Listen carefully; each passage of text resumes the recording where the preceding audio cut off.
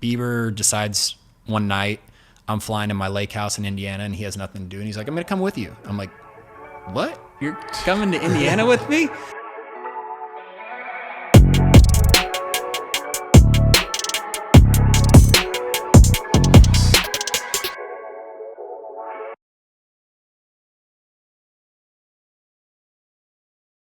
What's up, guys? Super excited for today's episode. I'm going to start off by saying thank you. I'm going to explain why I'm going to say thank you. Okay. So about 5-6 months ago, I get a text from Rory asking if he can bring his girlfriend at the time, Amy, to Hawaii. Now, Jeff, being the non-confrontational, doesn't like dealing with fucking anything, I screenshot it to him, and he's like, I'm not really having it. Wasn't really into it. And I was like, you know what? Let's just make it happen and see how it goes. I just wanted to say thank you because you turned out to bring Amy, which they are now engaged, and you guys were an absolutely amazing couple. House mom. She drove the Sienna all during the trip. Amazing trip to Hawaii. And also for my own selfish reasons, I wanted to say thank you because now you've set the precedent that if and when I want to bring a girl and my girlfriend, I'm just going to fall back to Amy and say, it fucking worked out, Jeff. What's your fucking response to that? What's your response? Mark, do you want to go into the girls you bring on trips? Jeff, you want to go into that? I just bought myself my fucking opportunity. I set the bar pretty high. Yeah. You set the bar high, but you at least bought me an out that I can rationalize it. That now you have to give me the benefit of the doubt because it was I override the fucking decision. I said let Amy come. You know what? Fine. How about Amy will pre-vet them? Fine. Amy Dis. She will be her. Kramer soon. But yeah, that's fine. But let's just agree. Let's just agree now that I now have the opportunity where you're going to let me do it. No. Well, actually, because you do nothing on these trips. That's fine. Oh! Jeff, I have a question. How the fuck did we even get on the trip? There was actually communication going on between me and Rory. I think my favorite part of the trip was we were out in the ocean trying to get these tripods or these easels to stand up at the bottom. We're all out there treading water, hanging on surfboards, dying. And Mark's over there just like, you can see him just like pacing back and forth. He's obviously on the call. He's got his ear pods in. He's probably listening to some like stupid 90s music. Yeah. I'm actually closing the next trip to go on with a beautiful couple like Rory and Amy. So you know what? Go fuck yourselves. We'll get into that after. Okay, let's start the podcast, guys. So Rory, thank you for coming, my man. Thank you for having us. Made the trek from Brentwood all the way to downtown LA. Only 20 minutes for those who complain. Valid. So let's, I want to start a little bit in the beginning, go into your backstory. Obviously, you know, we've had a couple pretty successful content creators on. I think that you're... I saw you had Matt Como. Yes. I think legend. You're part of kind of this little, almost like, you know, back in the day, there was the PayPal mafia. There's like this little D2C mafia. There's a content creator mafia. I consider you as one of the faces on Mount Rushmore, as one of those people that really paved the way. So let's talk about how it all started. Where'd you grow up? What was family like? And just get into it. I grew up in a small town, southern Indiana, called Tell City, about 9,000 people. When I was my mom, growing up, always brought one of those just big VHS cameras. She'd take those on family trips, just document everything, and my brothers would take it, film stuff, and then my mom would always have just like a point and shoot and take pictures, and we have just photo albums for days of just photos. And I think like just having those two mediums, like photo cameras and a video camera, this VHS camera, always around, just kind of when I got older and like shows like Jackass and bands like Blink-182 were doing tour videos, I saw those and I just saw this parallel to my friends and these groups of people that were making videos professionally. I was like, these people are no different than my friends. Like, so I picked up my mom's VHS camera, started taking it to school, started bringing it everywhere. My friend Ross and I, we nicknamed it the Chick Magnet. Hey. Yeah. We got this sticker at Hot Topic and it said Chick Magnet. We put it on there. Probably the biggest regret to this day with my filmmaking career is I wish I would have kept that camera. Like, it's just nostalgia. It's a piece of art now. And how old are you? Just give us some context. 15. 15 years old. Yeah, I'm 35 now, so 20 years ago. Wow. Yeah. Damn, patience, everybody. 20 years in the game. You definitely don't look 35. Right? Thank you. I would throw like a 30 at him. Well, you know what? If he got a shorter haircut, potentially he would age a bit. But he's got the young vibes. He's got a good hairline. Great hairline. Oh, thanks. All right. So what were you like as like a kid in high school? Kid in high school. Troublemaker, do well in school? No, I made honor roll. I was on student council. I was a good kid. I was afraid to get in trouble. I had 2 older brothers, older sister. They got in all the trouble for me. So when I was in high school, I was basically an only kid because they were so much older than me. So yeah, I was a good kid until one day my mom was like, "You never get into trouble. Like, go get into trouble." And like that was like basically just throwing gasoline on a fire. Like literally the next week, like I come home and I'm like, "Yo, so the cops are gonna be calling the house." No joke, the phone rings, and my sister's like, "Mom, the police are on the phone," and I'm just like, "Oh shit!" Like here we go. Like Doing what? Me and my friend like snuck on top of this abandoned building, went skateboarding, and like it just so happened the owner of the building that like was closed down, he was across the street at the bank, and he saw us on there, called the cops. We come down off there, and they're just like, "You can't be up there." You look like the poster child for like a trespasser. Yeah. Yeah, You look man, like a guy that's doing these adventures. He's hopping over the fucking fences. Especially with I the mean, mustache. I was waiting for you guys to ask me like what I'm working on in 2020. My mustache. That's a light mustache. Can't tell much right now. I know. I usually dye it black so it shows in. So, but no. So like So were you curious, or were you? we were just filming everything, and we saw this ladder where we were at this little skate spot, and we just like chucked our boards up, climbed up this ladder, went skating for a little bit, and the roof was like rubber, so you couldn't really do any skate tricks because the ground would just absorb you. So this guy sees us, calls the cops, and no joke, a week later, the building caves in. What? Yeah. So it's one of those things where it's like now God is looking down on Rory. Well, even just like looking back on it now, it's just like one of those things. It's just like if you're going to trespass, the reason they have those signs up is because it's dangerous and you don't know what you're getting yourself into, and they put those up to protect you. And I'm lucky that the building didn't cave in at that time because I might not be sitting here. Was that like the first of your like being an adrenaline junkie? Because like you're insane. Like especially when we were in Hawaii, you jumping off cliffs and stuff. Like you have to have a different mindset. Like when did that come in? Like Well, was that- yeah, Rory's like fucking those- psycho for people listening. We're See, gonna get into that's the thing. I don't think I'm psycho, and I don't think I'm crazy, because a lot of like fear is only skin deep. It's one of my quotes. Like fear basically runs a lot of my life, and like anytime I feel myself like anxiety or like my body flare up, like I know that like fear is telling me something. It can tell you, you know, hey, this is dangerous, and it can tell you to be very cautious. Like, hey, I'm gonna walk away from this, or it can be very something like with cliff jumping, I've done it enough and I've built up that tolerance and I've built up the repetition of, okay, so just kind of mapping it in your mind of like how you're going to execute from point A to point B. And I had this older brother, Ryan, when I was growing up, he had to babysit me. And so instead of just staying at home, he'd just take me on his adventures. They would go to these quarries and go cliff jumping. I'm 9-10 years old watching my older brothers in high school just huck themselves off these cliffs doing this is some Indiana shit right yeah, here. like, gateway my cliff. brother Ryan was like crazy. Like he was the one that had like just I mean screws missing or whatever, but like he would jump off these 100-foot cliffs. There was this one cliff called Cape Fear where you had to run, jump out, and they had just an old photo, and they took it into physics class. They measured their body, then they measured how big the cliff was, and apparently it was 100 feet. The biggest I've ever done is 70. And like that, I know 70 is about my limit of where I can run, jump, dive off, and in the air, rotate and do a flip. And it might sound crazy, like, oh, you're going to flip off 70 and not just jump off 70. Well, the reason I flip off 70 is because in the air, you can slow your body down. And there's more things to think about. Like if you just jump off that whole 70 feet, you're just like kind of running in air, rolling down the windows. And that's your only thing to kind of grasp onto is like this. But if you're diving off 70, first you have to have the approach. You have the approach, you have the lift off, you have the dive, you hold it for a second, you hold it until you want to flip your body like a cat and land in the water. So there's like a few steps in this systematic approach that you have right now, is this something that you like read and studied, or that you just? No, it's just trial and error. But you start off cliffs that are like 10 feet. Yeah. You learn the flip, and it's a lot quicker at that point. Then when you get up to like 40 feet, it's a little bit slower. Then at 70 feet, you're literally just trying to dive off and hold your position until that point of execution where you just turn on a dime.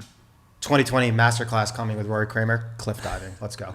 That'd be sick. That'd be cool. Yeah. I mean, for me in Hawaii, You said remember he's like, oh, that's easy. It's 30 feet. Remember? so for me in Hawaii, I have no problem. I would jump right now. You have no problem taking calls from the van? Yeah, I have no problem taking calls from the van. And like right now, I would jump 100 feet off a cliff. I would do that, but I would not do it. You'd be dead. I wouldn't do it with any lead. Like there was a solid 6 feet where you needed to run and clear it. And that's what scared me. Like what happens if you fucking slip? You were scared?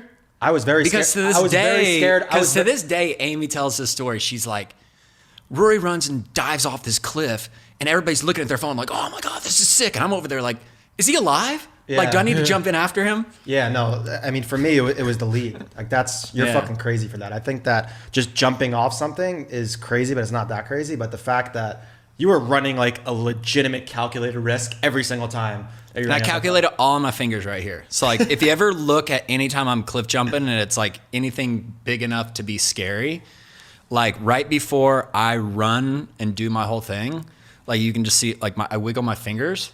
And I think that that's my body channeling all that anxiety, all that fear, and putting it into some place like I can control it. Because otherwise your body's just going to start shaking because it's pretty intense. For people listening, right around the area where you jump off, there was tombstones of people dying jumping off. So yes, you are a psycho. Let's go back to the backstory. Spitting caves in Hawaii. Spitting caves, true. College. Did you go to college? Went to college. Went to IU, Yeah, graduated IU. in 4 years. Yeah. There we go. And, I mean, again, to just plug What was your major? Telecommunications. Finished my senior year. I got 92% of my senior year paid for because I was in state and I had good grades and got a scholarship. And so, yeah, I mean, I guess I was a decent kid, like what you're asking earlier. Did my studies. Occasionally, you cheat, put the cheat sheet on your Bic pen, tape it on The great there. ones. Yeah, yeah. Fucking Now, cheated in do you college. do you regret going to college? Because for you, it's different because you were in state, and I was out of state at IU, so the costs were way different. Where'd you stay? I was at Third and Jordan. Third in Jordan? Yeah. Where was your freshman year? I was at Arizona for Oh, the first 2 so you years. went from sophomore to senior year? Or junior? Yeah, Junior. junior. Yeah, So you were third in Jordan? yeah, Third and Okay, Jordan, right nice. by I think it was the Music. Yeah. Good location. Yeah. In, right by Mother Bears? TIS. In Mother Bears. Oh Yeah. my God, Mother Bears. But yeah, it was really expensive for me. Obviously, not expensive for you. Do you regret going to college? Like, what was your experience? No, I mean, I'm 35, so I grew up in an era where you go to college because you graduate and you get a diploma and you get a better paying job. Or you were a loser, Yeah. basically. Yeah. That's And fucking so I was very fortunate enough to have my parents pay for college. And so I didn't have that financial debt. And that's something that, like I hope to one day return to my kids. Got a long way to go, but it's, no, college I think at the time was what I needed. I wanted to, in high school, I was in a band and all I wanted to do is move to California, be in a band. And when you grow up in a town of 9,000 people, you don't really have the perspective of how bad your band sucks. I mean, because you're like one of two, maybe three bands in the city, typically the only band. We're the only band in my grade. And, we thought we were awesome because like all your friends are like, you guys are sick. And you're sick because you're playing music and you don't have this perspective of how big the world is. And my dad, luckily, he grew up, started his business when he was 25, broke, married to my mom with two kids. And he was just like, no, you're going to college. And I'm like, fine. So my dad literally picked out my whole first semester of classes. Oh, wow. Because he was like, he was that passionate about me going to college because he's like, this is what you need to do. I know you're into film. He's like, looks like they don't have a film degree, but the telecommunications like program, they have a lot of film class. And so he really pushed me to go. And by the time I got to college, I was so obsessed with like making videos and whatnot that I self-taught myself a lot of these programs like Final Cut Pro. I didn't have a Mac at the time. I had a Sony Vaio, and the only place you could use a Mac was in these computer labs. So I hunted down a computer lab that was like basically free every day, like nobody was using. They had all these iMacs, or no, they had these Mac Pros, and I went in and just sat down for 8 hours a day with this footage I would shoot all summer at my lake house with my friends and just make a video. I have a question. I want to stop you in your tracks right now because you're just teetering on the age where it was a little bit pre-internet. Right now, somebody can go on YouTube. You don't have to go to college now, which is amazing. Like, you can self-teach yourself. I've met kids now that they're like, oh, man, you're an inspiration. You're like, I look up to you, and I'm just like, dude, you're night and day way better than I am. And you're self-taught. I want to know from you, though, now with YouTube now, you could say, how to use this. Mm-hmm. Learning like that versus learning how you learned it, where you were forced to be super resourceful, and you probably were doing a lot of stuff trial and error as opposed to someone say, hey, this is how you do it. Which way do you think is more advantageous? To actually do it yourself, have little to no guidance, and be forced to figure out anything and everything, or to have a very granular, direct tutorial on, hey, this is what you do, step 1, step 2, step 3, step 4. And it's a little different for content creators, but I'm curious what you think. I think it comes down to how bad you want it. Because at the end of the day, like now, colleges cost a lot of money to go to. And if you are very passionate about it, you can teach yourself off Google, off YouTube, and just networking. Like, you can meet all these people. Like, now there's workshops where you can go to these workshops and learn from these professionals, what we're considered to be in this field. I don't think you have to. I think what college taught me, it was my first time living on my own, first time being away from my parents, and it taught me a lot of structure. It taught me that I need to be at this place at this time. Okay, I got a test on this day. You have to discipline yourself. So it taught me a lot of discipline, and it taught me a lot of just structure to be on my own. Yeah, for me, I had little to none before college. I completely agree with you. So what happened after college? So you graduated college, 4 years. Graduated college. I told my parents I was going to take a year off, and like, instead of just entering straight into the work field, the workforce, whatever you want to call it, I told my parents, like, I dedicated a good portion of my life to, I didn't drink, smoke cigarette, do any kind of drug until I was 21. My parents had a deal where if you could turn 21, we'd buy you a car. And a light bulb went off in my head. I was like, okay, cars cost X amount of dollars. Like, if I can get a free car, then I don't have to pay for that. I can have a car. I can be a step ahead. So it came time for my 21st birthday, and my parents were like, shit, we're going to buy Rory a car. And so I was just like, look. Wait, so you didn't drink at all until you were 21? And I was batshit crazy. I would go to parties, and like, I'd have my video camera. I'd be jumping off roofs into bushes, and people were like, what are you on? I want some of that. I'm like, not on anything. They're like, what are you drinking? I want some of that. I'm like, I'm not nothing. And they were just like, you're sober. They're like, you're fucking nuts. And so came time for a car, and I looked at my dad, and I go, Dad, I was like, I want to talk to you about this car. And he was like, yeah. And I go, you've always told me a car is one of the worst investments you can get. As soon as you drive it off the lot, it depreciates. And I was like, well, what do you think about, I go, either way, you lost this bet. You got to buy me a car. I was like, what if I just take the money? And he was like, okay. So I take the money, and I turn around, and I'm like, I want your 1986 Jaguar. So I bought it for $3,000, pocketed some cash. So I had a little nest egg. Crafty fucking move. Yeah. Oh, man. I like that. You're a businessman. Yeah, I like that. So I turned downgrade, took some cash off the table. I took my dad's advice, turned it around, flipped it on him, and made a few $1,000 and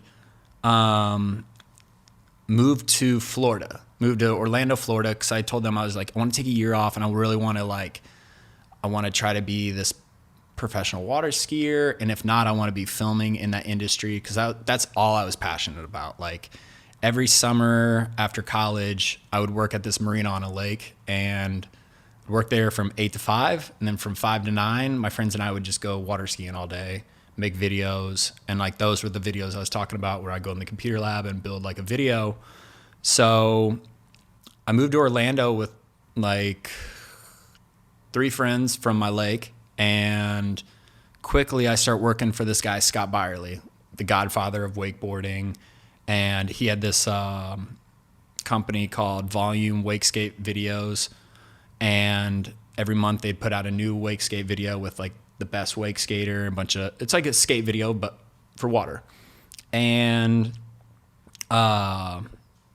did that for about a year, and it was like my dream job. And are you the one that's doing the action, or are you shooting it? I'm shooting it. You're shooting it. Okay. So I would shoot, and there was just no money in the sport. So unless you were like a sponsored person like him, he's getting people, like the boats are paying him.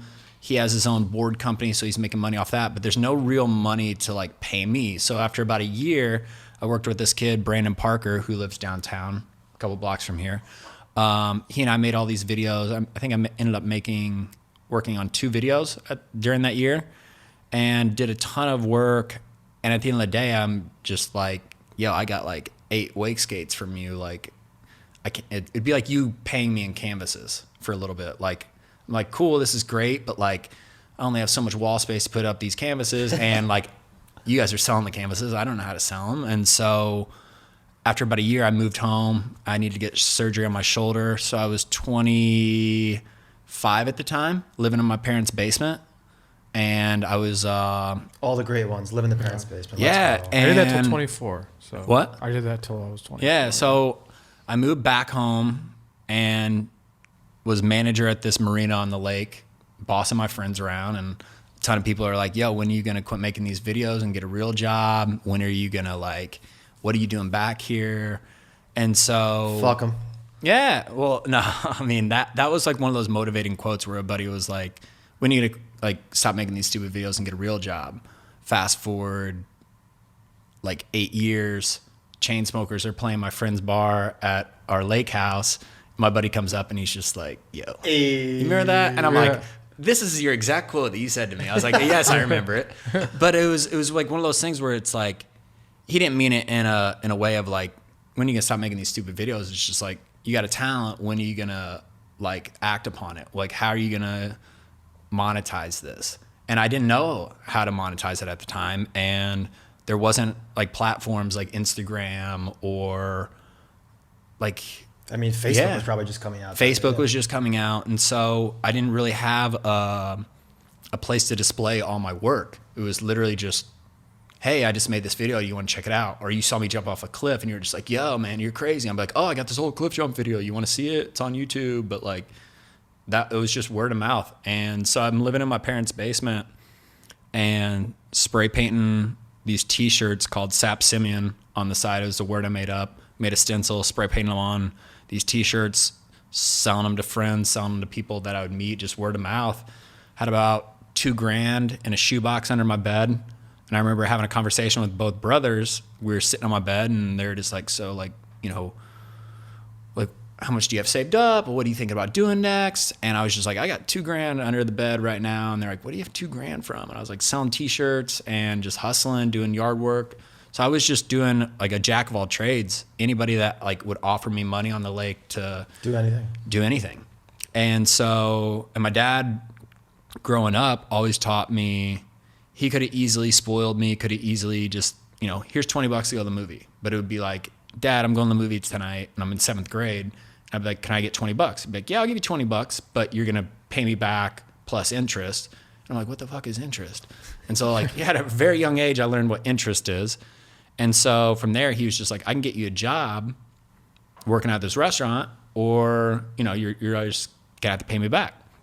So I just learned that if I have my own money, nobody can tell me what to do with it. Nobody can tell me how to spend it. So I was very addicted to earning money because I knew it was a gateway to my freedom. I knew it was a gateway to essentially, if I wanted to still be in a band and move to LA, like if I could do whatever I want. And so, yeah, it's kind of where. So where's the break? So where's the break that you really make your staple in the photo video? So this girl breaks up with me because I was just like super depressed. I was 25 and I'm just like, oh man, woe is me. Like nothing's ever gonna happen for me. I've already tried moving to Florida. I had my dream job working for this wakeboard guy, but there's no money. I'm probably gonna either be working for like the NBA, shooting a sports game, or running camera at a news network. Like that was what film jobs were that paid the bills. There weren't traveling the world, going to Hawaii, setting up easels at the bottom of the ocean. Like There wasn't content entrepreneurs. Yeah, that didn't exist. And so I remember this girl breaks up with me because she's just like, all you do is complain, and you're just like, oh no, well, it's me. And so like no, and it was like the biggest favor that an ex-girlfriend ever did for me. Like breaks up with me, and I remember my college buddies, they were living in LA, and like they were just making these little videos of just like their house parties, and I was like, you just look like you're having the best time. I was like, I'm making it a point to come visit you. And my buddy Andrew Gant was just like, he's like, why don't you just move out here? We have a roommate moving out. We have a room opening up. That's how it always starts. And my dad's They do. like, I think that's a great idea. You should definitely move out there. And at that point, I'm like, should I get my band back together? No, I'm kidding. But so I moved to LA a week later. My dad drives me every single mile out here. I'm sitting in the passenger seat with this tiny TV in my lap, and get out here. And I wanted to get into acting. I thought it was gonna be like the next Johnny Depp, Brad Pitt. And I mean, every kid does when they move out here. And so did some acting stuff, tried to get in there, and you just see all that money I'd saved up, like dwindling every month. You're just like, okay, before this, I was paying college. I paid $375 a month on rent, cheap.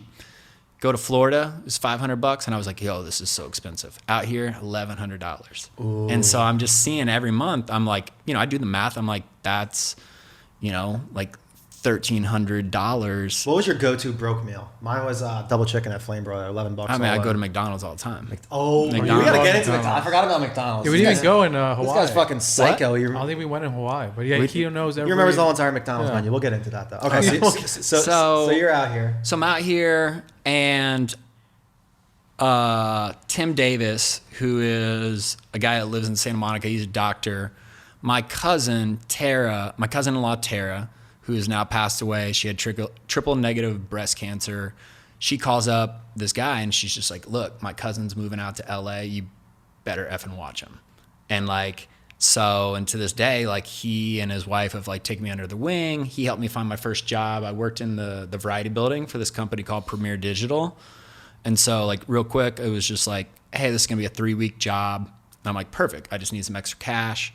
From 3 weeks, it turns in, hey, could you stay on for 2 months? And this guy's prepping everything for Netflix, Hulu, anything that you're going to stream. But at that time, when I'm working there, I'm like, what do you mean streaming? This is before it all happened, like Netflix and all that. And I'm like, what are you talking about? Netflix you can rent DVDs and they ship them to your house. I was like, that's the future. And he's like, no. He goes, trust me, you're going to be able to watch this on your computer. You're going to be able to watch this on your phone. You're going to be able to do this. So from 3 weeks turns into 2 months. From 2 months turns into a full job with health benefits, salary, vacation, dental.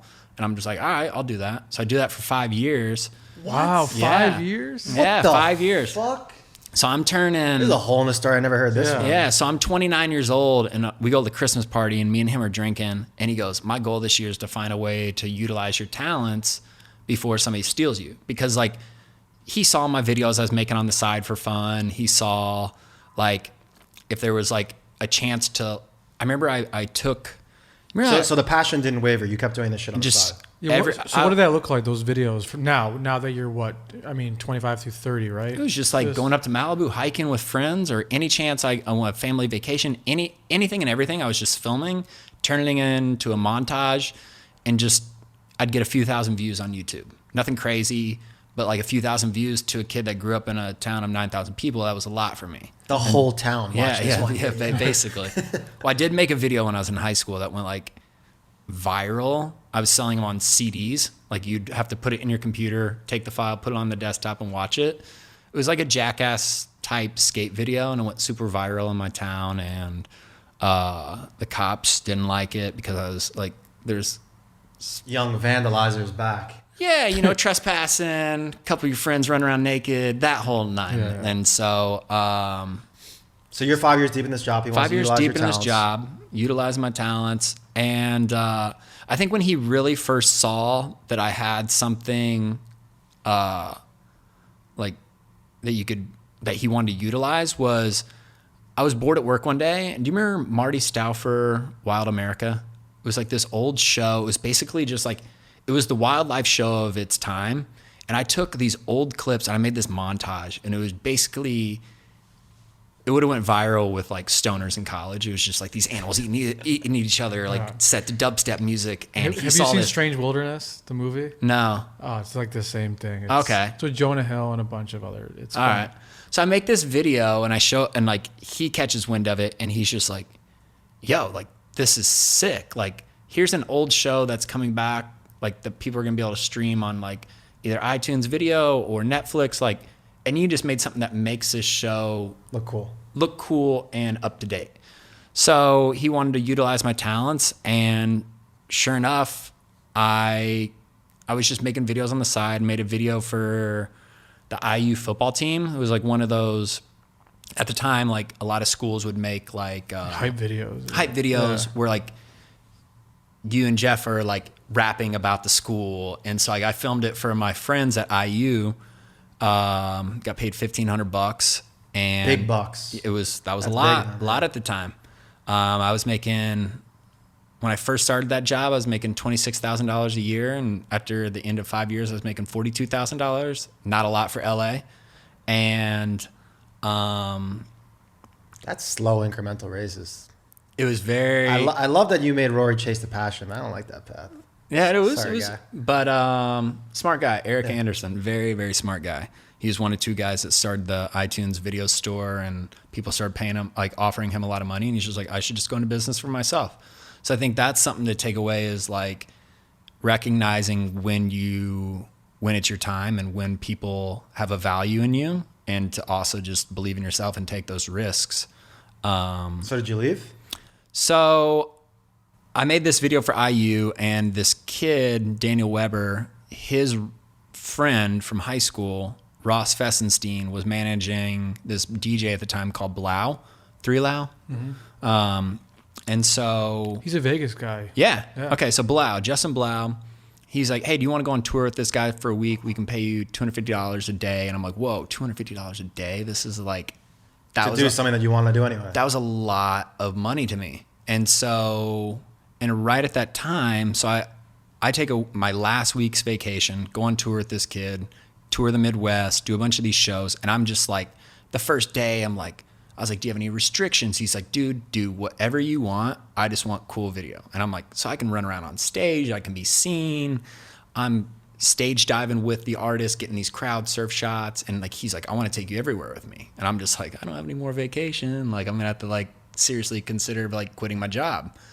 And that was like right at the time Instagram introduced 15-second edited videos. And so every night I would just stay in my hotel room, edit a 15-second montage of the show. He would post it, and he was just like, yo, can you give me this every day? If you give me this every day, I'll double your rate. And I'm like, okay, so now I'm making $500 a day. Wow. So that was serious cash. So in a week, I made $2,500, and I hadn't seen that kind of money ever in my life from producing something that I was passionate about and had control over. And it was all up to me to like, earn that extra money. I want to stop you for a second. Do you think, I always think that people do business with people, not with brands. I mean, they have to like people. And it looks like you got introduced through a friend. Do you think that your skill set validated you getting hired, or was it more friends vouching for you? Well, I remember that manager hit me up, and he was just like, what you're doing for yourself for free, I could pay you for. Because he saw that IU video, and then he went through my YouTube, and he just saw these like videos that were like consistently entertaining. And so it was the library that had got a you. final product. And he was just like, we want you to come out on tour, shoot a music video. And it turned out being more than just a music video. I was building these like things that built the brand. And I remember you basically helped build his whole identity. Yeah. And that was at the time where it was so new on Instagram, where these other DJs are like, what the fuck? Like, I'm bigger than Blau, but like Blau's shows look like they're fucking huge. Well, that's the place to be. Mm-hmm. And Blau was just like, yo, like I need these every day, because he was seeing comments on there that was just like, yo, Mark, here's what you missed out on last night. This is that show I went to. And it was just like the what's the word I'm looking for? Fear loss? Not the integration, but just the where a bunch of people are commenting. The community. engagement. The Yeah. engagement was through the roof for him. Yeah. And from there, so his manager Ross was living with a guy named Michael George, and Michael George was Michael George was managing Martin Garrix at the time. And Martin Garrix is like, he was one of those guys who was like, what the fuck? Like, Did he explode yet? Was he killing it yet? he had Animals out, and he was like one of the biggest DJs, but he was just like, why is Blau's shows look crazier than mine online? So I started doing all Martin's US stuff because Michael was like, it costs way too much to fly somebody from Europe, from Amsterdam, over to the States. So I started doing all Martin's. Come on, Michael. That show money's pretty fucking big right there with Garrix. But hey, Come on. Michael George is a smart man. Yeah, there he's going. He knows how to save those pennies. So you're done with Blau, and now. Well, no, I was still doing Blau. Wow. So I would show. So you're doing financially. You're like, fuck. I'd go to these festivals, and I'd shoot Blau. An hour later, I'd turn around and shoot Martin Garrix. So now I'm making racking. Double. I'm doubling. So That's that the Sienna rate money. would now I'm like, yo. So here's my rate, $250 a day. But if I complete this video Asset's $500. within 24 hours, you get. If I give you this asset in 24 hours, I get another. I think at the time it was 175. Yeah. It was something. So now I'm making double my rate, and so from there. And at the same time, I'd also befriended this group called Corella. I just want to put that in there because they were like also equally responsible for I'm surprised helping. I haven't met you during this time because I was heavy in that. Like I knew all the Corolla guys and Really? and Jake and all those. Yeah. Really? Yeah. Yeah, so I like to shout them out because before I went on tour, I helped shoot a Corella music video that was like had like the video had like 2 million views at that time, and like that was a lot of views. Did you work for with me. Rick Wayne at all? No, Oh, He shot some video for Quill, another Chicago guy. no. Miles Everett, you know him? I'm not sure. Okay. So what was that next big break? So obviously So- you're revolutionizing this quick turnover Instagram type videos. You attract Garrix. You're doing both of these. When was the real level up? Because obviously. So I remember being in Mexico. We were in Mexico City, and I was shooting this festival. And at one point, I just turned my camera off, and I'm just like, I'm not happy. Like I need the next thing. And no joke, like a couple weeks later, I get this random email from this Nicholas Furlong.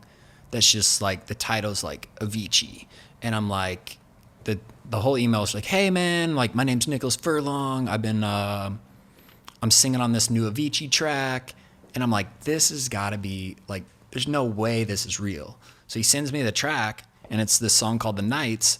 I press play, and I'm like, well, it sounds like Avicii. It could be Avicii. Like, people sing on, like different people sing on these producers' songs. And I just write him back, and I'm like, yo, like whatever you need, I'd love to help out. And so a month goes by, nothing. So then I get a random phone call I'm in Orlando again and visiting some buddies, and this kid, Nick Furlong, hits me up, and he's just like, yo, like, sorry, I've been in Sweden. I've been with Tim for like the past month working on this song.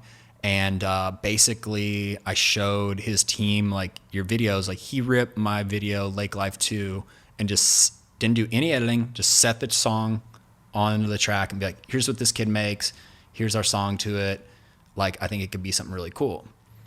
And he sends me that link because I was just like, I don't even know what to make. And as soon as I see it, I'm just like, yo, like, this isn't even synced up right, and it looks fucking cool. And so he's like, yo, if we make something, I guarantee like I can get it in front of his team, like Tim and Ash and all these people at the time.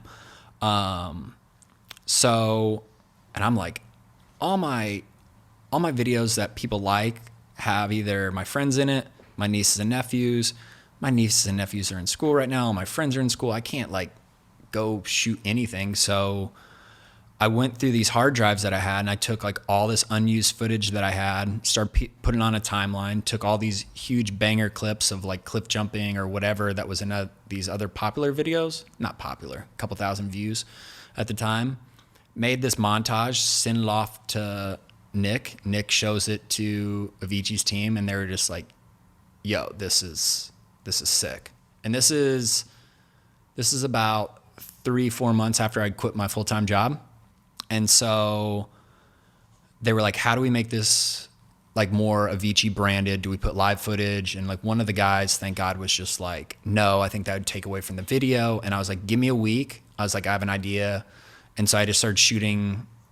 Like I built this intro where I was spray painting on these boards where it had his logos, the title of the song, his branding. And throughout the video, I'd do some like jumping in pools or like singing a line of the song with like an Avicii shirt on. So you had his logo. The identity was like a little bit in it. So I sprinkled the branding in there that was consistent with the video. Send it to them and they're just like, yo, we want this. Like, this is good to go. Can you export it at these settings? And I'm like, this was the easiest job I've ever had in my life. And little did I know it was going to be the biggest video I've ever had in my life. And it was also going to like change who I was and put me on this next level. Cause like working with Blau and Martin Garrix at the time was huge for me. But Avicii was somebody I was a huge fan of, listened to, gone to shows. And so for that, I mean, he was the biggest DJ in the whole world yeah. at that point. And so whenever, how many views we talking right now? Oh yeah. I think it's at like 520 million. Jesus. But I remember like it did 1 million in a week, and I was just like, I'd never like my mind exploded. My friend Taylor and I, we were like spraying champagne to celebrate. What's the name of the video too? If everybody The listening? Nights, Avicii, The Nights. And so, and the cool part about it was it's about this song like my father told me. So it's like advice from your father. And at the beginning of the video, when I'm walking into this garage to spray paint and like set up the whole video, I do this quote from my dad. Like when I was 16, my father told me you can do anything you want with your life as long as, or when I was 16, my father told me you can do anything you want with your life. You just have to be willing to work hard to get it. That's when I decided when I die, I want to be remembered for the life I lived, not the money I made. And like so many people resonated with that because it was this video about just living life, live a life you will remember. And a lot of these kids were just inspired by it because it was just like, I don't have a lot of money and I just want to live a life I will remember. It was very authentic.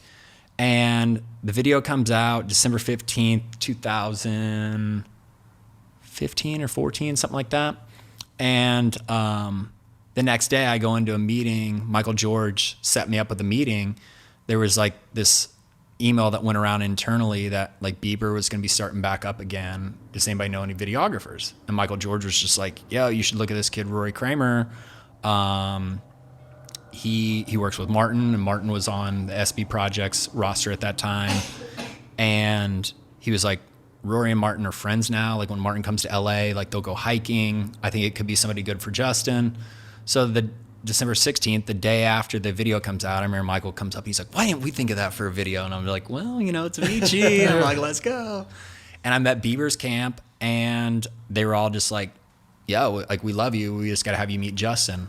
Little did I know that was going to be like the hardest meeting to ever like put down, because Justin's this, at the time, like 20-year-old kid that doesn't want to just go be meeting people. So it'd be like, hey, can you meet Justin on Wednesday? Be like, yep. Can you go to the studio at this address this time? Cool. Hey, actually, can we push it to next Wednesday or, next Thursday or whatever? It kept getting pushed. And I found myself at Ultra. I was shooting Blau. I shoot Blau. I'm heading to the airport to go to Montana to go on a ski trip with some friends for 10 days, all from my lake house. We're going to go out to Big Sky, Montana, have a great ski trip. I'm at the airport. Nathan Lim calls me. He's managing Corella at the time with Jake Udell. And he's just like, yo, we don't have anybody to shoot Corella. This is the first time they're doing like this hybrid, like live vocals, DJing with real band instruments. We need somebody to shoot this. And I was just like, dude, I'm going on this vacation right now. Luckily, he's like, I'll pay for your flight change, give you, your rate. So I'm like, all right, fine. So I stay another day or another couple days, double down, get paid for Blau, get paid for Corella. And then Michael George hits me up. He's like, yo, like, I need somebody to shoot Martin just hanging around the festival. I'm like, cool. So I leave the stage from Corella, go film Martin. We're on stage during Skrillex, and I see Bieber on stage, and he's putting his in-ears in, and Allison Kay, who I had this interview with, just kind of like at one point we just lock eyes, And that was it. And I was just kind of like, I need to shoot this. So I just like leave Martin, start shooting Bieber on stage, run home afterwards, edit this video. Let's talk about that for a second. Was that the whole that was the whole game changer right there, right? Is you just shooting your shot? Yeah. So I was in the right place at the right time. And so like all these times where these meetings kept getting pushed, instead of getting discouraged, I just found myself at the right time where it's just like, I don't need to meet Justin. He just needs to see my work. And so I make this video, go home, send it to Michael George. He sends it to Allison. And Allison goes, is this Rory's video? I saw him on stage. And he's like, yeah. And they're like, can we post it? Justin posts it. And then he's just like, yo, this is our guy. Like, I want him to make my videos. And they're like, we've been trying to have you meet him for like 4 months now. And so it ended up working out. And from there, I became his personal videographer, got put on retainer with them.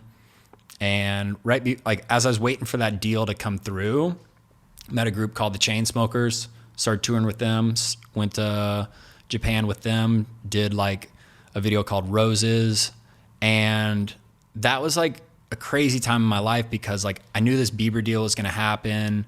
And like the Chainsmokers were just like, yo, you're a talent. And we'd love to have you on, be our personal videographer. And I was just like, you guys can book me up as much as you want. But like I have this Bieber deal hopefully coming.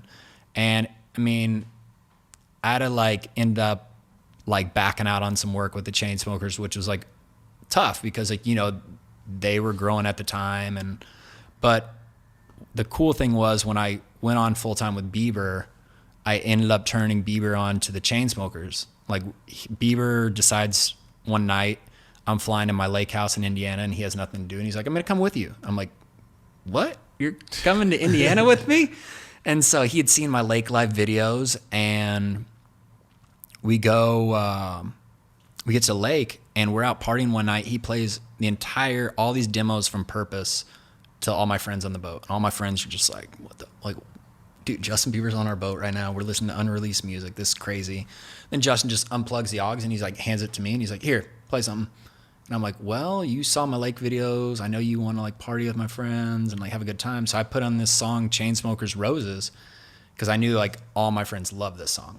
So all my friends just start raging. And Justin's like, he turns to me, he's like, what is this song? I was like, oh, it's this group I work with, Chainsmokers Roses. He's like, this is sick. So then song ends and I put on this demo of Don't Let Me Down. The song's not even out. Probably didn't come out for another 6 months. And he's like, what's this? I go, same group. He goes, what do you mean? It's a different singer. I go, that's the beauty of these producers that are DJs. Like they can have whoever they want sing on these tracks. And he's like, this is sick too. He's like, I need something like this on my album. Because he saw the way my friends were reacting to the music and was like, this is cool. So we go back to New York and we're, I think, on Z100. And they're like, yo, Justin, what are you listening to these days? He's like, Chainsmokers Roses. And they were like, let's put that on. And like my phone starts blowing up. Like Drew, Alex, they're just like, yo, did Bieber just shout us out on Z100?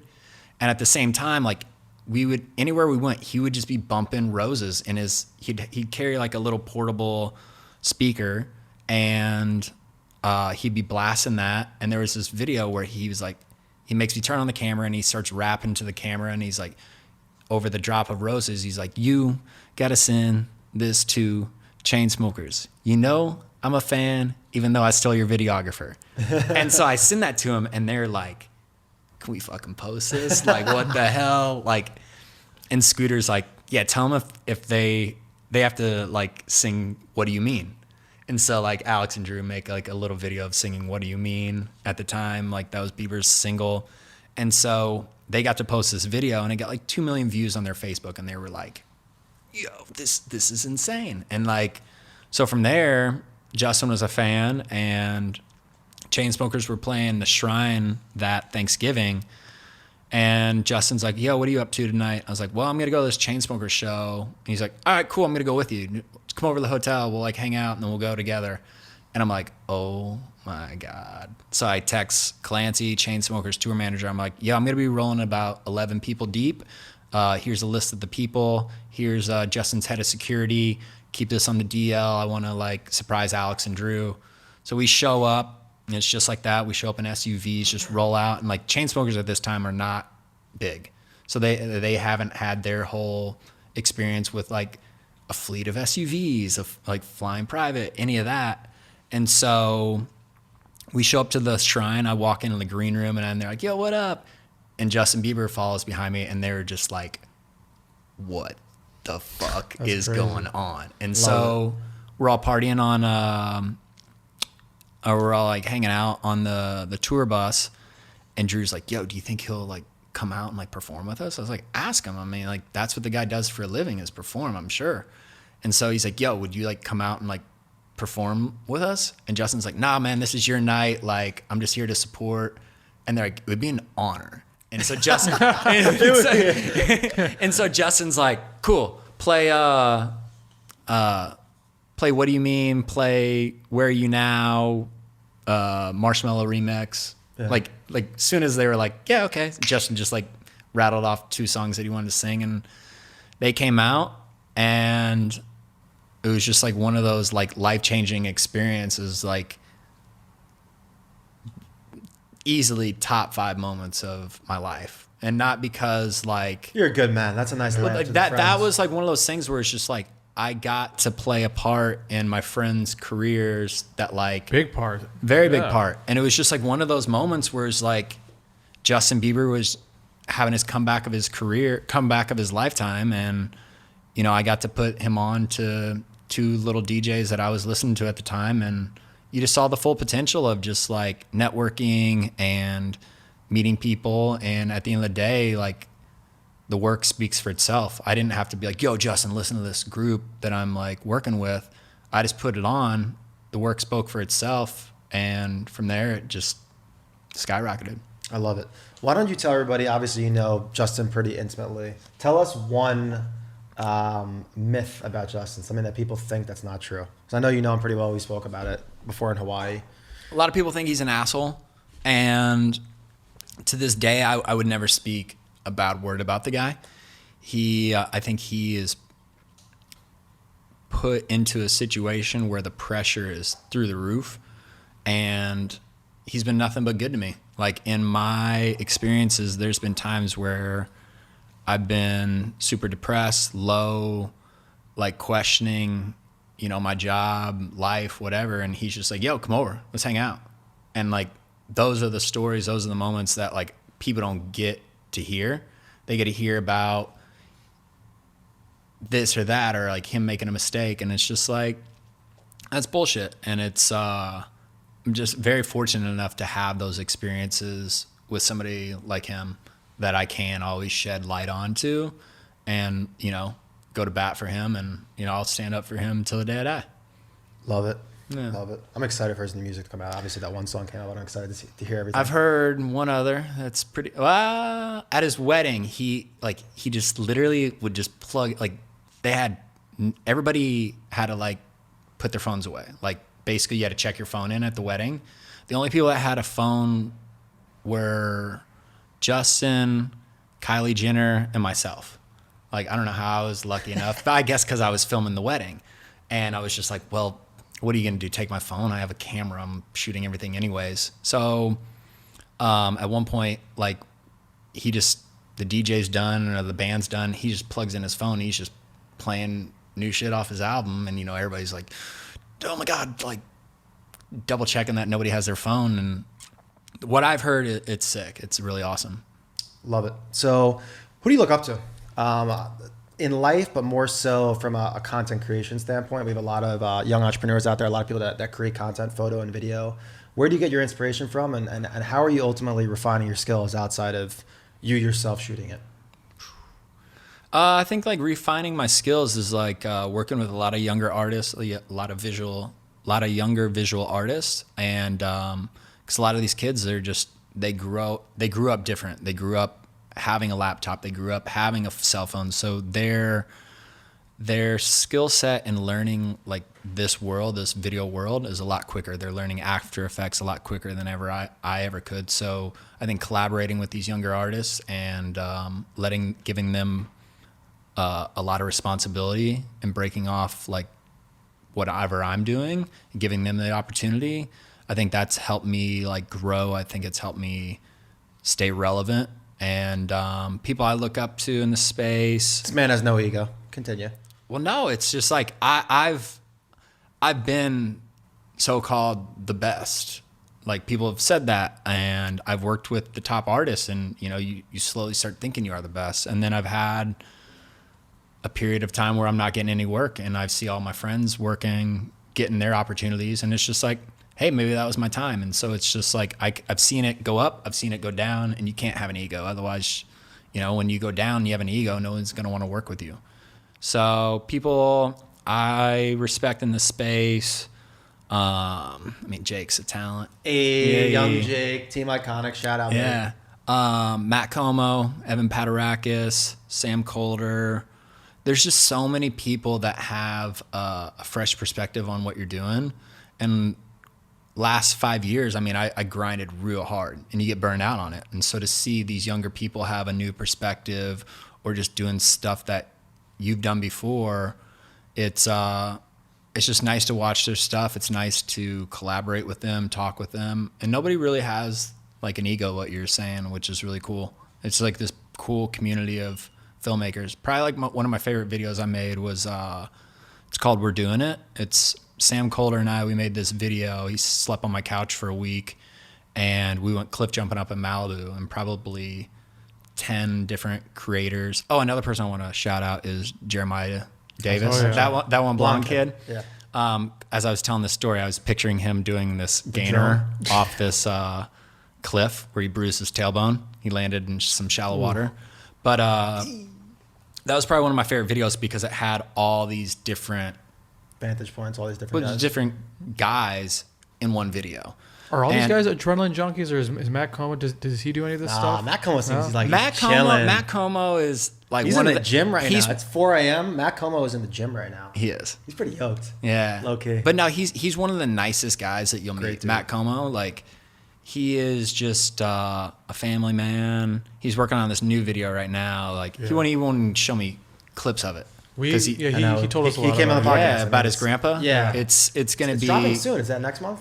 I don't know. He's I'm like, hey, how's it going? He's like, oh, dude, I'm ready to just die. Like, I'm like, but it's like, it's gonna be. He's like, I would say Matt Como is like the Christopher Nolan of like our age of filmmakers, because he puts the time and the detail in. Like he could literally make this empty cup right here, like look cool, and you'd want to have that cup, or you'd want to drink out of that cup. What's interesting about him too is he's in between the age of the young guys and the people that are a little bit older, like around your age, and he has a film background, so he's actually taught through that, and then obviously he's using YouTube and things like that. So he's kind of like a hybrid. I've had him be the cinematographer on like some music videos that I've directed. Again, to talk about that one blonde kid, I wouldn't be sitting here today if it wasn't for him. Like he reached out. When I was doing, I just made Justin Bieber, I'll Show You, a video I shot in Iceland. And he reached out and he's like, yo, sick video. And like, that's actually how he talks too. No, like that is like, but like I was getting all these comments or like DMs. You know what's funny about that video real quick? That was the first music video I've ever watched where I'm like, who shot this? Really? Yeah, because it was just so different, and like no one would imagine a Bieber video to be like this. And that's what Ellen said. Shout out Uncle Jeremiah. I remember watching it for the first time, and besides it being very different music, and it was like a new breath of fresh air from Bieber. I'm like, who shot this? Like, whose idea was this? So that was. What was cool about that? Like a photo came out, and it was Justin and I standing on the broken down plane in Iceland. Yeah. And I had a glide cam and an A7S II, or a Sony A7S II, and people were just like, yo, this is the sickest photo I've ever seen, because it proves you don't need 20 people on a film set, and you don't need $50,000 cameras. And it was just inspiring to a lot of kids that like, shit, I can do this. I can make something out of this. I think that's like the biggest transition is, 10 years ago when I was doing like bigger like commercial type stuff, we had to get the fucking grip, the assistant cinema, all this fucking shit. It was 10 people. And now it's like we have a team of like 2 out there, and I'm looking at it and I'm like, wow, this looks better. I challenge everyone, just me, Jake, and Rory. Hey. Let's go. By the way, for people listening, Rory times Ikonick, the trip to Hawaii, you guys need to check it out. 3-piece collection. We're going to get into that at the end, but amazing trip. Could be 4. So to jump back into, that one blonde kid reaches out and he's like, yo, that video's sick. And he always laughs about it because he's just like, of course Rory didn't respond to that because probably everybody's DMing him, hey, this video's sick. So he makes a reel of his drone work, and he's like, hey, I noticed in your videos you don't have any drone video. Like, if I can ever help you out, here's my reel. And I was just like, hey, what are you doing like Thursday at 6 a.m.? I was like, I got this hiking spot in Malibu that like, it's epic, and I've never had any drone shots of it, and I'd love to have that. So he picks me up at my spot. We go up to Malibu. We shoot this like little hike, and he sends me a cut of it, and I'm just like, yo, Fire. like, so then it came time to do Chainsmokers' Closer lyric video, and I needed somebody to fly the drone. I'm like, yo, you're flying, like, I need you to fly the drone. And so he's like, I'm down to do it. And so I want to back out of this set for the people that are listening right now and just get it from Jeremiah's vantage point. He actually was on our Behind the Hustle about a year and a half ago and talked about this. Jeremiah, for people asking, had never flown a drone before, looked up to Rory, and he actually analyzed Rory's work and found the white space and what he was missing in all of his videos, and drone footage was one of them. For people out there, you know, I get DMs all the time, people asking me like, how can I help you? Can I do this? Can I do that? And I'm just like, yo, Don't do that. Don't fucking do that. Like, if you want to help me, why don't you go analyze all my shit and figure out what I need? Like, I don't even know what the fuck you're good at to even ask. Like, if Jeremiah's going to ask you, how can I help you? You're just going to be like, what the fuck can you do? You know what I'm saying? Yeah. So Jeremiah took it. He spent, you know, multiple months training himself in drone footage specifically to approach you and to offer you something that you didn't have. yeah.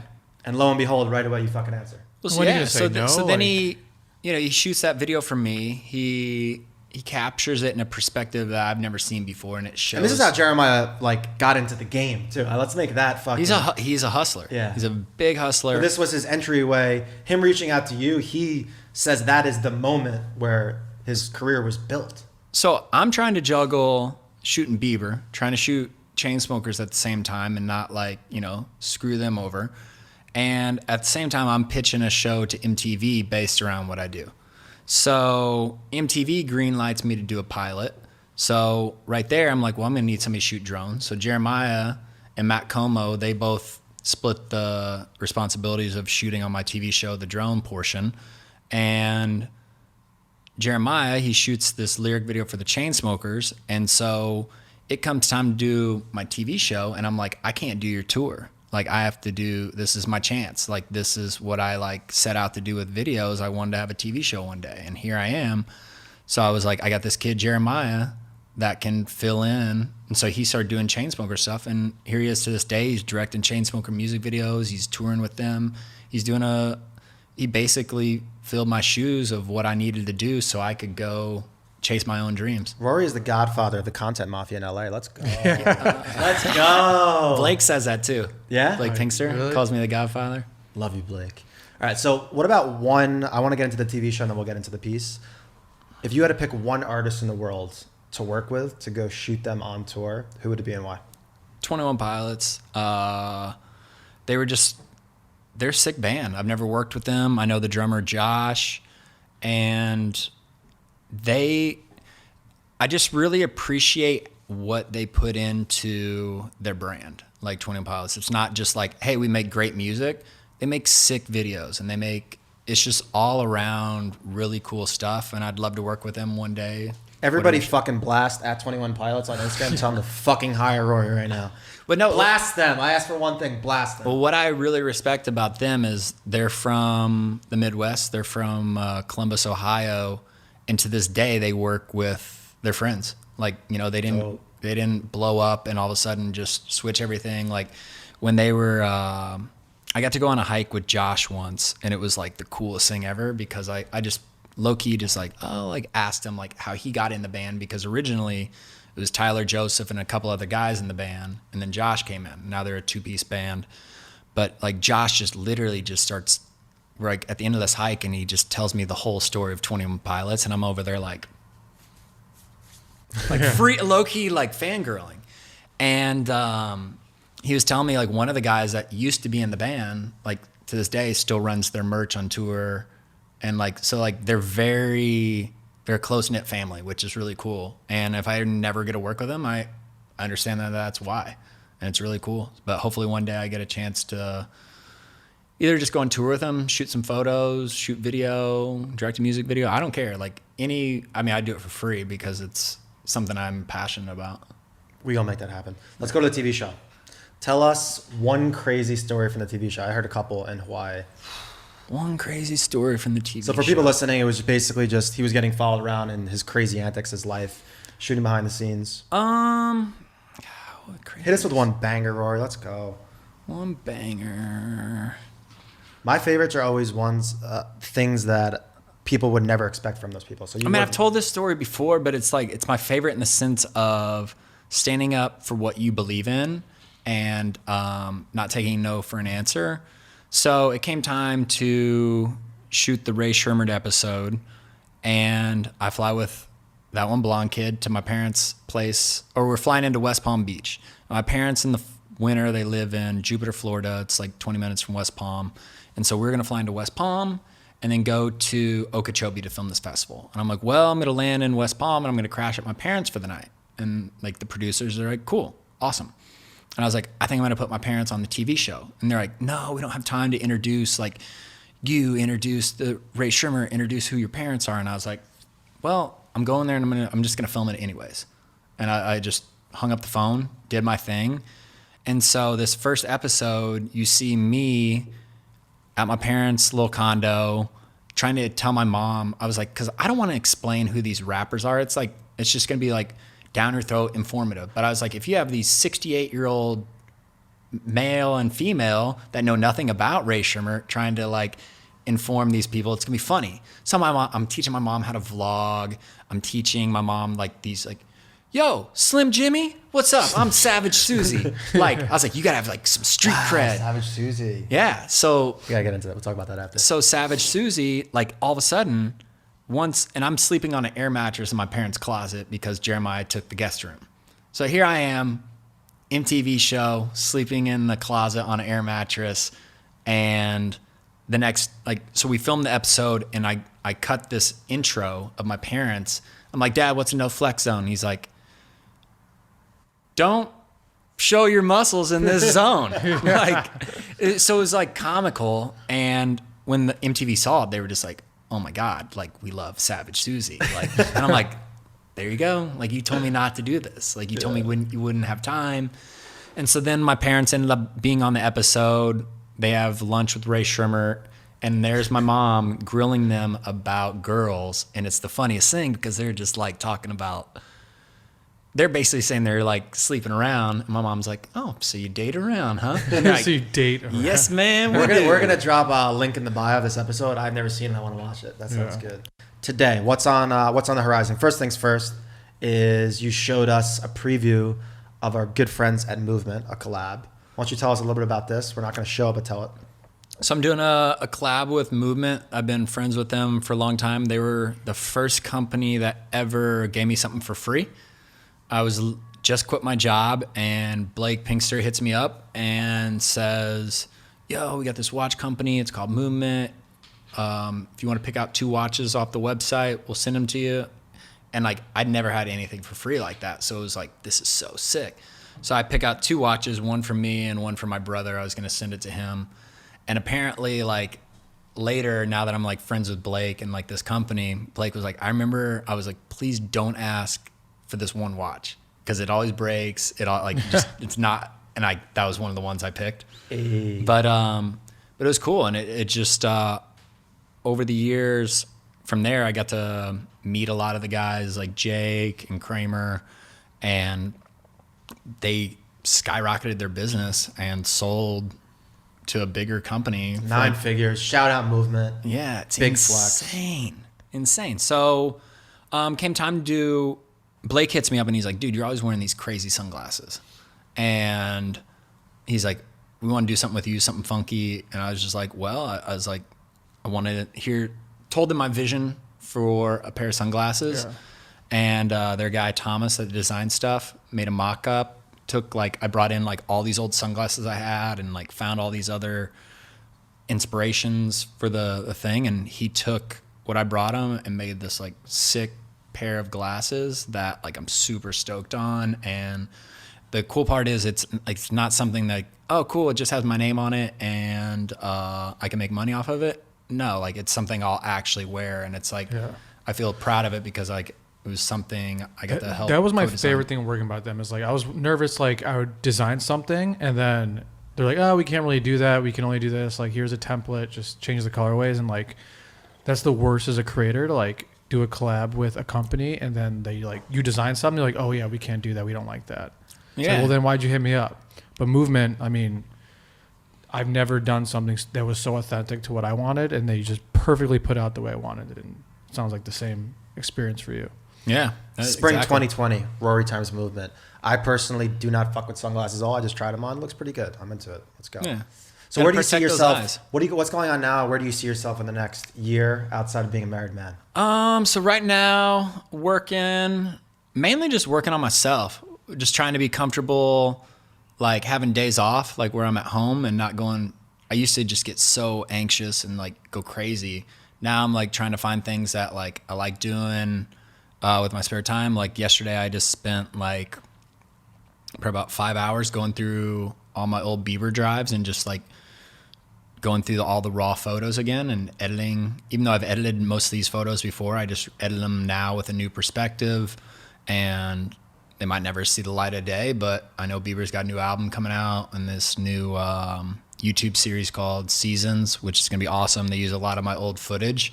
So I was just like, hey, I got nothing to do, so I'm going to edit, a couple hundred photos and send it off to Scooter and be like, hey, if you need any assets, here you go. But it's also, I want to show him that like nobody asked me to do that. And like, so when it comes time for a tour, hopefully I'm considered during that time. Love it. Yeah. Strategic yet authentic. Let's talk about the piece. So this is I'm also getting married this summer, and that's like something I'm really working on. Yeah. Shout out Amy. Shout out Amy. Amy's here. Sienna, the mom. Okay. So Fear is Only Skin Deep. That's like one of your, most famous sayings. It's one of the three pieces from the collection. Why don't you tell us what inspired the piece? Just tell us the whole backdrop. So this piece, I was on tour with Chainsmokers. We were in Ibiza, and my friend Olav. I don't know if you're familiar with Olav. He just goes by Olav. I do not know Olav. He is from Norway. He's one of the best photographers in the game. He's also doubles as a male model. He's got a gold grill. If you looked at him, you'd probably think he's the scariest. Like, are these lies or real life? No, I swear. Like before I ever met Olav, I was like, this guy's got a scary name. At Olav. But Shout out Olav. He shoots everybody. He shoots Chainsmokers, shoots Halsey, G-Eazy. When Bieber went to Europe, I hit up Scooter and Allison. I was just like, yo, I got this talented guy. Can he jump on and shoot the Norway show? They saw his photos and they were just like, hey, could he jump on tour for a week? So he's one of the best photographers around, and he shoots in such a unique way. You got to check out his work. It's incredible. So he and I were just swimming in Ibiza off this boat, and all I had for underwater photography was a GoPro. So we shot this on a GoPro, believe it or not, and Jeff took it and expanded it and made it this giant abyss. It looks scary now, huh? Yeah. So basically, it was just this deep water shot. It was probably like 30 feet deep. And I needed it to make it deeper. Yeah. Well, you added these like cliffs on the side where it makes it look like I'm like 400 feet down. Photoshop Lord. Yeah. But no, it's such a simple piece, but yeah, I think it's like so iconic. Fear is Only Skin Deep. What does that mean to you? It's just a reminder to myself that it's boiling on the surface of your skin. Like anytime, like if you're nervous, let's say from the range of asking a girl out, going to a job interview, to taking a test in college, any of those kind of things, you feel a little bit of fear. There's this pressure and you can feel it on your skin. And to me, I just remind myself that it's simply skin deep. It's not any deeper than that, and it's all kind of in your head. Love it. Okay. So I want you just to tell everybody where they can find you, but last thing I want to talk about is you showed us a little preview in this video that you've been working on for a long time. When are you dropping that shit? Because that was fire. Thanks. So And we're gonna hold you to this. I know I need to hold We're myself setting a to hard it. deadline on this. It was I think it's gonna Absolute be Flames. When is it? sometime this spring. I'm gonna shoot it. I'd like to have it out definitely before summer. All it's gonna take is a 1-day shoot. And I was telling Jake earlier about it that I want to have this scene deals with my car wreck. And so I started working on this video probably like 2 years ago. I just made I was going crazy. I was living at Drew Taggart's house and hadn't made anything in a while. And I just took some clips, edited it to this Travis Scott Goosebumps song, and got like over 100,000 views on Instagram. A lot of people were just like, yo, this is insane. And I was like, cool, how do I make this a full video? So I started making it a full video, changed the song to this Post Malone song. And then I got like injured, or it was right when I tore my ACL. So I was making it kind of about that and about how to like recover from that. Then I get in this car wreck, so it takes a different shape. So the main story of it, like I just wasn't ready to share yet. So I needed some time to like digest it, understand like what really happened to me during those 2 years. And so now I just want to have this, I got to shoot this car wreck scene where I'm basically driving and I'm having a conversation with 2 other versions of myself. So I want to be driving this car and basically having a conversation with my thoughts. And so to give my thoughts a seat at the table, I want to have like a version of me sitting shotgun, a version of me sitting in the back, and I'd just be kind of like you know how you talk to yourself normally? So this, now like there's an image of me having a conversation with 2 versions of myself. So I got to shoot If that. this doesn't come out by June, we're coming for you. All right, yeah, come for me. All right, I need it to come out. So I want to end the episode with where can they find you on the internet, and then just one piece of lasting advice to give to any of the young entrepreneurs out there, young content creators, on how to get to the next level. Well, you can find me, Rory Kramer, RORYKRAMEAR, just anywhere, Google, Instagram, YouTube, TikTok, but I don't really use it. I don't fuck with TikTok. I know. It's bullshit. Fuck TikTok. It's addicting though. It's all vanity metrics. It's bullshit. We got someone on our fucking team, timeout, that has like 30 million views on one of his videos. And guess what's happened with those 31 million views? What? Fucking nothing. It's all lies. Well, see, that's the It's thing. all lies. Fuck you, TikTok. Well, see, You're the thing, gaming the system. TikTok, I feel like is like a viral platform, like where it's just like a anything in bullshit app form, anything and everything. Whereas I feel like what Instagram showed me was like it was a platform for art. You know what? You know what's fucking crazy? There's no cross-platform virality. So you have 31 million. If you have 31 million views on Facebook, what's gonna happen? It's gonna fucking bleed into Instagram. Well, that's not Why true. did Johnny's 31 million fucking view video on TikTok? Why have I never seen it fucking anywhere? Why have I showed it to 15 fucking people that are 10 hours on their phone and they've never fucking seen the video? I like to call. I think TikTok is fucking bullshit. I think it's an Fuck 8th place TikTok. trophy platform where they It's a what? eighth place trophy platform where they try and give everyone a shot, even if it's not that great of a content. That's really what it's actually interesting because you know how the whole discussion Instagram hiding likes. I think this platform is built off like taking that to the next level. Like we're just gonna give everyone views and everyone this because they're so self-conscious and Yeah. I don't even fuck with 2nd place trophies, so fuck the 8th place trophies.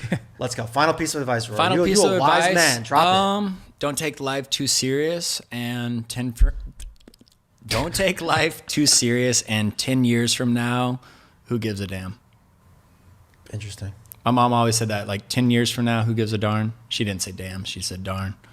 But it's like true. It's like 10 years from now, like who, like, you know, these videos that I've made, like they aren't going to be relevant. They aren't going to be this or that. It's just don't take it too serious and just enjoy what you have in front of you and the people around you and be the best version of yourself.